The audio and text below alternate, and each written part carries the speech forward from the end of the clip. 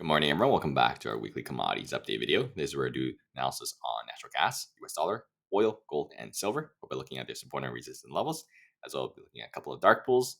And I've guys looking for the stock market update video where I did the Max 7s and the overall market with sentiment data, dark pools, and a lot of data as well. Check the video from yesterday, and let's get started on natural gas. So before we get into natural gas, let's take a quick look on silver dark pool. So silver dark pool, we got this number 8 print, just means the number 8 largest print ever printed back right now at this high.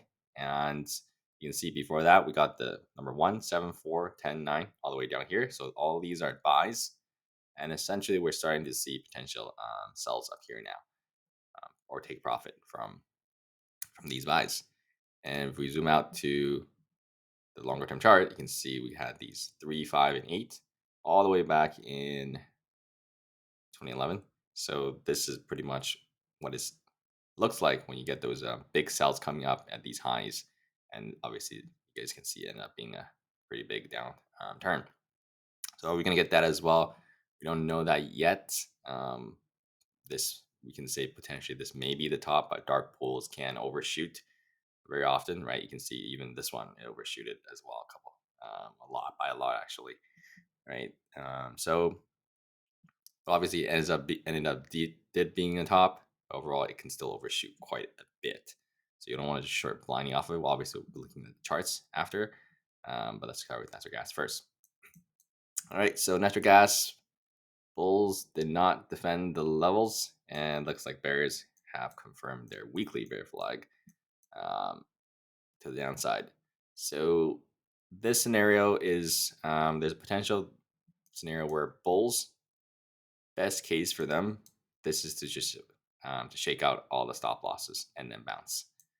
Essentially, right, there's a ton of people who put the stop loss right below this pivot, right at 3.06, and a lot of people who put their pivots down, stop loss right around this $3 mark, psychological level. And although obviously some people put their stop loss down below this all-time low. So it was a cluster of these three together, very close by each other. So if if it's going to be a fake breakdown, this is what they would do: break all these three stop loss at the same time because they're all so close, and then reverse, bounce back above it after spot stopping essentially everybody out because there's nothing below us. So we'll have to see if that actually does happen. I mean, it's kind of starting to look like it with the Friday's bounce, but if we don't bounce back above $3, then it's not. It's still in bear's favor, right? I mean, after a 18% drop, right? This little tiny bounce is pretty normal, just to cool things off a little bit to not be so oversold. So what you want to see from that scenario is we bounce back above $3, pretty much starting Monday and Tuesday, back into this structure, and at least bounce 50% of this move down. So that would be at least above 3.22. And after it bounces above 3.22, pulls back a little bit, and then confirms a daily uptrend. When that happens, then we know this is a fake weekly bear flag breakdown, no follow through, and reverse. And for bears, you just want to see a weak bounce, kind of like this, come up to about $3 to 3.1, reject from there, and then roll over again. Yeah, if it does roll over, I was saying that I wanted to test this maroon line around back here, but it's getting a little too steep now. If we come all the way to 2.6, that would be a pretty strong bear move. So we'll have to see if it actually does. It's just the prior resistance, the yearly multi-year resistance, right? And we finally broke out here. So if we do come down, it's probably going to be a back test somewhere around down here. But that's still going to be a lot for bears to get to there as well, right? Another 12% after an 18% move. That being said, it's definitely possible. Natural gas, as we know, is a bear trending name, especially commodities. Commodities are all very trending. So whatever side is trending is usually going to get a lot of follow through. right? Just like over here, confirms the daily uptrend and weekly uptrend got a 100% move. Yeah, so we did a 51% drop. So if the chart looks a little bit different than mine, we should click this adjusted for contract gaps. If you don't click that, your chart would just look like this, and there will be a lot of gaps. Right? All those when the contract rolls over, there always be gaps. Um, yeah, if it's not on, it doesn't look like it's the all-time lows because of those contract rollover gaps. But if you click this just the one, we're actually at all-time lows. So not all-time lows, I mean like 52-week lows. Sorry. But yeah, so those are the two bull and bear scenarios. So let's see if this is going to be a fake breakdown or this is actual follow through. Yeah, so you have this like a weekly bounce, and this is a weekly bear flag falling breakdown. See if yeah, this lower wicks makes it look like there's like no follow through at the moment, but it could still definitely follow through because it's 18% drop. It's just a little bump to cool things off a little bit. Yeah. All right, let's take a look at oil. Looks like oil broke down that $60 mark. We talked about the $60 level every week, saying it's a gateway to this level. So, right, oil is a range trade usually, very range bound. Likes to trade within here, here, and between here and here. So, once it breaks into the next structure, which is this $60 is that gateway, right? You can see a huge flush right into literally no bounce at all once it broke 7% straight into right once it broke the $60 mark, it's into this structure. Now we are into the middle of the structure, which is where all the volume is at. Right, you can see all this cluster here, trading here, and low pretty much is near the low of this structure. So we did get like a tiny bounce, but it's really not really. I don't want to call it a bounce yet. So if it does come down, if it breaks here around the $650 mark, then we're gonna come visit 54, and we're probably just gonna ping pong after that. So between 54 and this $60 zone here. For bulls to really getting anything back, they have to get back above the $60 mark to come back into the structure.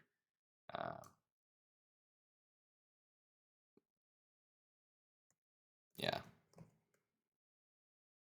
this low is pretty much the same as this low, which is also this low, right? You can see every time we break down below 60s, we're underneath the structure. Yeah, so essentially going to be ping pong between here and here now. The bears, you just want to try to go as low as you can, test the low of these structures, right? Break that 55, come to 54, and then if you guys can break 54, we're going to 52. For bulls, try to come back test the top of the structure, right? It's going to be around 59 and 59.60 level.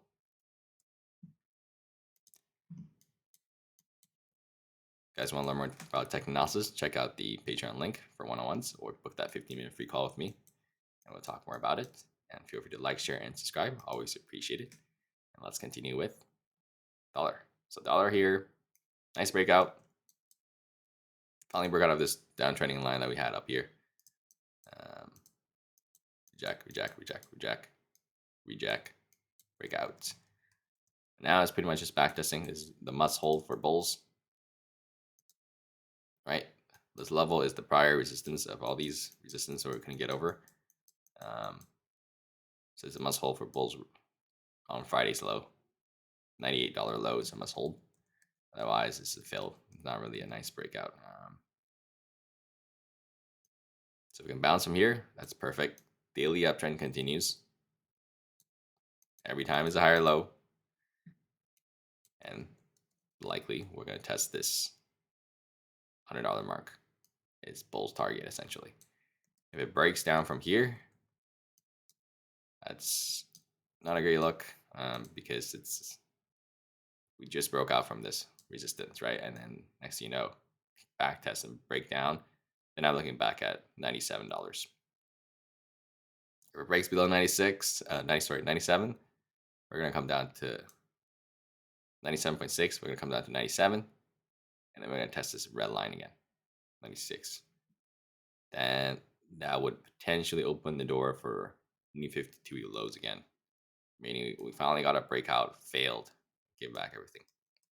So bulls essentially really need to bounce pretty much right here. Continuation of this bounce this coming week. All right, silver and gold, everybody's current favorite at the moment. So question is the top in, right? So that being said, I mean, right, monthly overbought, monthly RSI is in the 80s, weekly in the 80s, everything, right? All these longer term time frame RSIs in the 80s. So there's a good chance, right? I can see up here 82 currently, even after this red day. So even the daily RSI was at what 82 as well before the red day. Everything essentially was in the 80s before that 2% drop. It's still in the 2% 80s for monthly, obviously, because monthly and weekly time frames don't just lose their RSI in one day on one drop. So combining climax volume, well, we could have said this was climax volume. I was talking about climax volume potentially coming in last week, right? But I was wrong there. So I also talked about just follow the trend, right? You could have every week I talk about gold. I said there is no red flags on gold at all, zero, because it's a higher low and higher high. Every time it makes a higher low and higher high pivot, you could just raise your stop loss to the next pivot, right? Raise your stop loss here, raise it here, raise it here, raise here until this week is more of a parabolic move. You can see how the angle of this run up is almost like 90 degrees, versus here is more like kind of like chill, higher low and higher high, and this is more like a parabolic 90 degree. When it comes to 90 degrees at the end is usually signaling the end of this move. Does it mean gold's not going to be higher 3 months later and then here? There's potential for that, but we have to see how this pullback ends up shaping up overall. Nice, similar idea to silver here. Got a big pullback. Got those dark pools coming in. We talked about it earlier, right? Just one number 8 print doesn't mean that's going to be the top. It can overshoot as well, and then end up being the top, and then rolls over, right? So don't just blindly short it. So what you want to see if you're bear, big one up drop, gave back most of this Friday's kind of gain. This week's gain, parabolic move, creates enough space for that lower high to form and lower low for a downtrend. Then okay, then you can say that's the top sin. Because on these drops, right, you can see these 2% drops, it never created enough space for bears to confirm the lower high and lower low, right? If you have enough space, when you get a bounce, you can create a lower high, right? And then create that lower low for a downtrend. If you just got this puny drops, one green day, right, already V-shapes the whole thing. Where is going to lower high going to be? Just can't even really confirm a downtrend like this, right? It literally just breaks above it, new highs. Now you got bears are back to square one. So see, ideally bears get one or two more red days to create enough space, at least like a 5%, right? And then we get that kind of like a weak bounce, maybe like a 1 or 2% bounce, and then create that lower low, at least break this EMA 2 as 12 as well. If you kind of break into 12, right, you're really not going anywhere. So as well as the media, right? Everybody is getting in, so we're getting close to that point where it's like everybody wants to get in gold. So yeah, maybe the top is coming in with all these confluence of signals. Who knows? Maybe I'll pull something off like another 2% down day, 5%. Next thing you know, we V-shape, and that stops everyone out and they're shorts. Then it rolls over, right? We have seen these moves before. Right? Oh, it got another 3% drop. The top is in. We're down 5%. It V-shapes the whole thing, stops all the shorts out again, and then get that big flush over. Right? Stops everyone out, gets everybody FOMOing again. Oh my gosh, you're going higher again. Everybody pile back in again. then rolls over. But that could be a scenario, but we'll just take it one step at a time, see if we can actually confirm that downtrend. Yeah, a little bit of a clue here as well on the short-term time frame, where it's like a double top overnight here, right? This is like, I got to this monthly kind of like overstack here, where everything was in the 80s, monthly, weekly, daily RSI, and then you got that big flush. Not that big, but if you're playing futures, quite a bit, right? 2% drop, then a V shape, double top, then it roll over, right? So yeah, 4.4%. A little bit of clue here as well on shorter term time frames, because usually when you get that V shape, right, big drop, V shape, never made a new low here. I can see, never break the prior low, right? Always a higher low. This low is higher than prior low, and then V shape, big drop. See how the low is in, never makes a new low, V shape. So this is the only time where this big drop, V shapes, double top, and then broke this pivot. You can see, kind of see where bulls are playing defense here, right? They're thinking, okay, this is probably gonna V shape now, right? That we're not gonna, we're just right at the pivot. Big bounce. Once it breaks below that, that's where like that. See all these bear, literally just all bears till this low.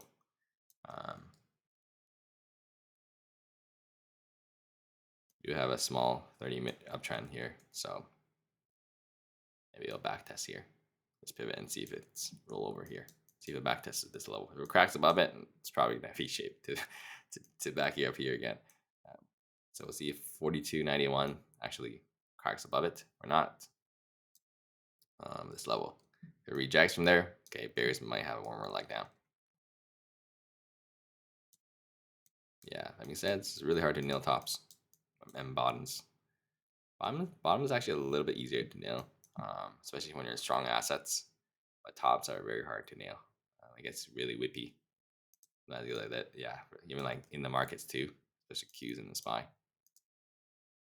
Tops are a lot harder to nail than buying the lows of SPY or Qs. Yeah, so we're a similar idea. Yeah, see these in a lower high, not even double top, and then rolled over. Once it broke all these pivots, that's where the flush came in. So we're a little bit weaker than gold too. See how this broke its pivot before the market even opened. Yeah, 7.5%.